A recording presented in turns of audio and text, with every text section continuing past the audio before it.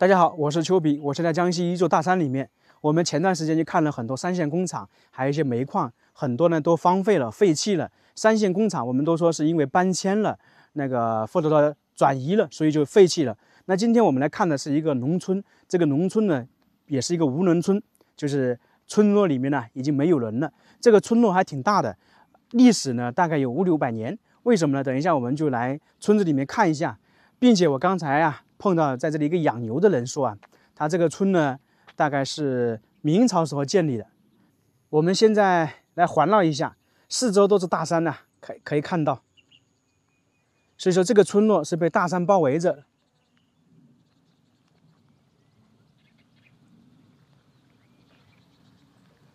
看到没有？而村落的一些房子都是建在这前面一点点。从这个地方等于是村的入口一样的。村的入口，我发现很多村落村的入口都有一排矮小的房子，基本像守卫一样的。它这个房子呢有其他的作用。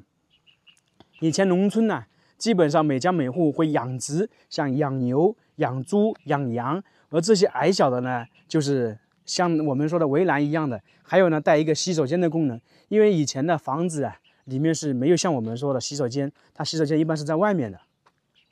这个地方就是村落前面的一些稻田，现在基本上也废弃了，因为没有人居住，那自然而然很多东西都废弃了。现在这里主要的作用是什么呢？就是养牛、养羊。这个地方有2-3个人在这里养牛，我听他们说养了10来头牛吧，一头牛大概3年才能卖出去。我们今天就主要来村落里面探索一下它这个村落的环境是怎么样的。大家看到这个建筑没有？这个就是赣派风格的建筑。很多人说赣派、徽派，其实赣派比那个徽派还早。赣派的墙基本上在房子的边上我们叫做马头墙，所以说很明显的看得出来。那从这里也能证明它这个村落比较早，因为如果是说现在的村落建的房子都不是这样的，基本上我们说的就像前面那一种正方形一样的，它这个就不一样。像这个房子前面，它这里也就是相当于我们说的围栏家畜的地方，养羊、养猪、养鸡，在这个地方，因为也要住的嘛，就是说呢，人要住，那动物也要居住。这个房子，我估计这个呢历史还悠久一点，旁边那个还更新一点。像那个房间，一般就是厨房。现在的厨房我们都知道，就是2室2厅或者3室1厅，那个厨房的空间很小。其实农村的厨房是非常大的，可能比我们说的一个卧室还大。那个时候的房子不是水泥的，它那个阁楼就是上下2层是靠那个横梁加木板的。现在农村还有这样的房子，但是比较少了。如果大家没有见过马头墙的，这个就很明显，这就是马头墙。就是赣派的一种特色，而且赣派的房子的砖基本都是这样的，就是老式的，所以大家很容易区分得出来。走进去看一下，这个木门，这个可能锁住了，打不开。其实这个房子呢，现在也算是危房了。像这种房子，我们经常说，夏天会热，在这样的房子里面夏天是感觉不到热的，很凉快。这个是进村的道路，可以看到很多这样的房子，基本上是90年代建立的，或者80年代建立的。在那个时候有条件建立这样的房子那么证明他这个村里的人呢比较富裕，就是说生活条件比较好，才能建出这房子。你像这个房子，它上下2层，那个也是阁楼形式的，就是说，因为一般90年代中期之后建房子嘛，都是说水泥。你像这个房子就是后面建的了。这个由水泥弄的，那么同样的，它这个是后面建的话，它自然而然就没有说的马头墙。所以说这个就是大家的条件好了才修建的房子。这个房子也是90年代修建的。这家人的条件非常不错因为这么大的房子在90年代中期修的话，那家庭条件都是好的。那个时候可能也要10几20万呢。90年代中后期的话，10几20万也是一大笔大家可以看到窗户没有？像这些窗户都是木头的，我们后面看到的窗户啊，90年代后期或者2000年之后啊，都是有钢筋的，通过木头就能知道它这个房子建得比较早。这个村当年是挺大的，有几十户人家，但现在全部搬走了。为什么呢？刚才说了，它这个地方呢比较偏僻，在大山里面。然后那么这些人村子里面，他的后代要读书吧，那相当不方便。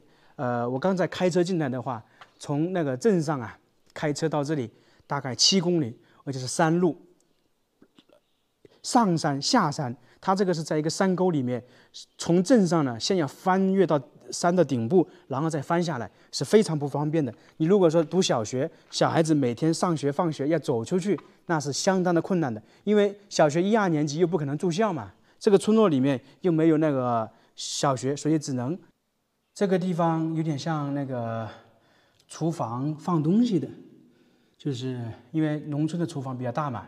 炒菜在一个地方，可能放东西，还有你看那个地方等于是放碗筷的，这里还有个冰箱。大家看到这种冰箱是不是很老式的？这种冰箱现在在哪里才有呢？基本是小卖部、商店才有。大家看到那个屋顶那个是什么东西吧？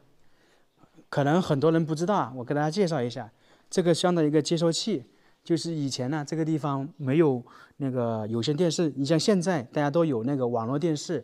或者有线电视，那个时候这里没有的话，那么就通过这个接收信号，就有那个电视台比较多嘛。这个村大概现在也就荒废10多年的时间吧。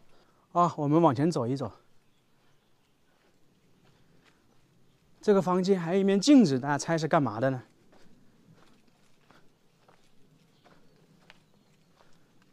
有知道的吧？这个是作用很大的。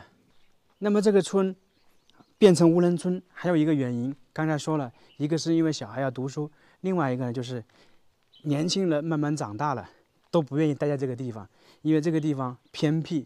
然后我们说的，在这个地方又没工作，只是说住宿还行。那么很多人年轻人出去打工或者读书出来，在外面工作，那自然而然就在外面买房居住。那这个地方呢，就慢慢剩下了老人。那老人有些是被小孩接到去了。就跟他们一起生活，带他孙子啊，所以这个地方呢，就人是越来越少。那后面整体来讲的话，基本上就变成无人村了。可以看到，只要是看到这样的房子，基本就是比较早建设的。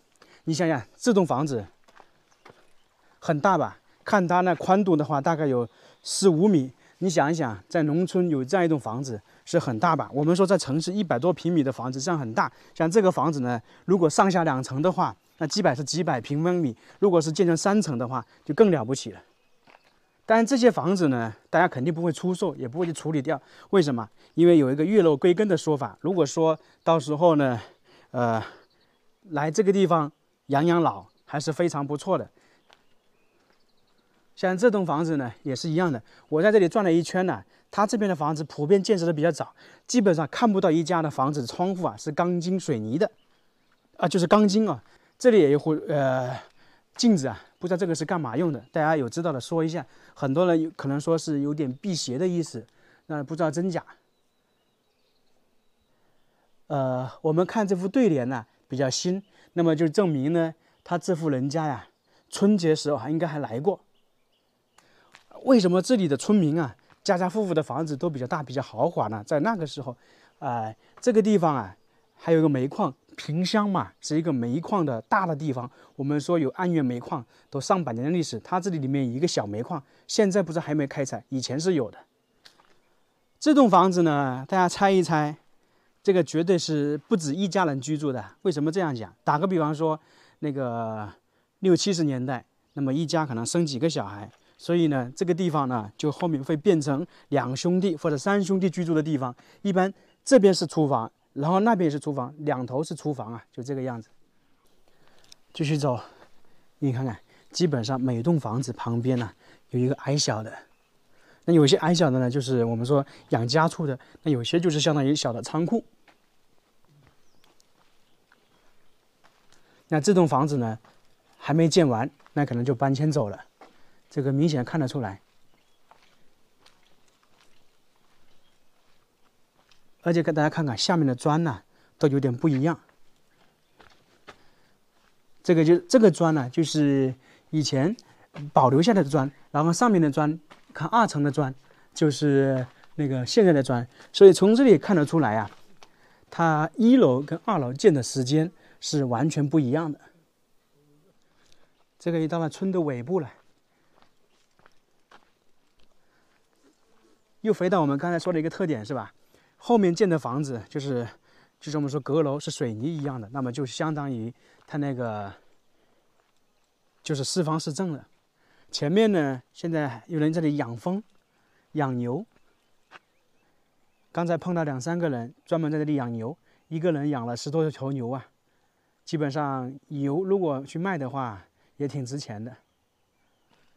只要看到这种房子，普遍的面积都比较大，因为那个时候一家人呢，人数比较多，所以建的房子呢，自然而然就比较大。就特别是我们在那个陕西看窑洞一样的，如果是人口很多，那哭的窑啊，就建窑洞就建的比较多一点，房间比较多一点，一样的道理。走了很多村呢，发现，在村头或者村尾或者村的中间，一定有一个池塘一样的，像这里也有，旁边也有。这个是为什么呢？在早期的房子木头的时候啊，就是为了防火或者为了救火的时候啊。这个村没有啊，像很多农村还有个枣树，特别是在我们那边呢，就家门口种了一棵枣树。这栋房子倒塌了，挺可惜的。我们平时看房子，都是说那个是由那个砖砌成的。你看看，这里呢是由石头堆砌而成的。这个房子，我估计就有100年的历史了，不是说几十年的。再给大家说一个好玩的事情，像这些房子啊，里面的地上面呢肯定不是水泥，就是泥土。这个我们现在的房子里面都是铺了那个地板或者瓷砖或者水泥的，像这些房子底下全是泥土。那个山里面现在听到声音，不知道是不是矿还是什么，有人在弄那个竹子啊，竹树的声音。这个大家看得懂吧？犁田呢，我们看一下，就这样开始，然后牛呢在前面拉。犁田就这样，那个尖的锥子形啊，翻土这样的，翻土之后，然后用那个还有一个碎土的。为什么会有石头呢？就是防止下雨的时候，那个走到土上面会粘脚，所以呢，很多村落里面呢都是有石头垫的。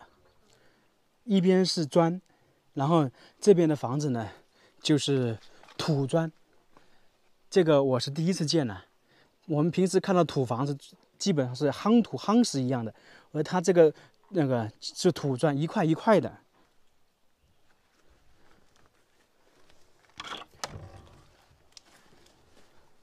哦，这个是这样的一个仓库一样的。哦，不是，这里是一个厨房。这个是打谷机，就收稻谷时候啊，人在那里踩。这个地方呢，相当于是一个放碗筷的。又看到一个这样的设备了，这个也是弄田的设备。这个是一家的，就是说啊，看到没有？这个是屋主人，然后其他的东西就放在这个地方。走了这么久，终于看到一个比较新颖的东西了。就是我们说现代的，你看那个门，对不对？就是现代的。这个房子是一栋挨着一栋的。整体我们这个已经看完了，这个村落已经看完了。基本上呢，建筑呢都是就比较老一点嘛，相对来说现在比较老一点，而且普遍都是干派建筑。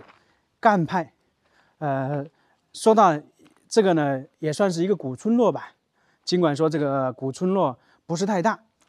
估计呢还没有1平方公里，但是还是有点特色的。现在这个村落基本上看不到人，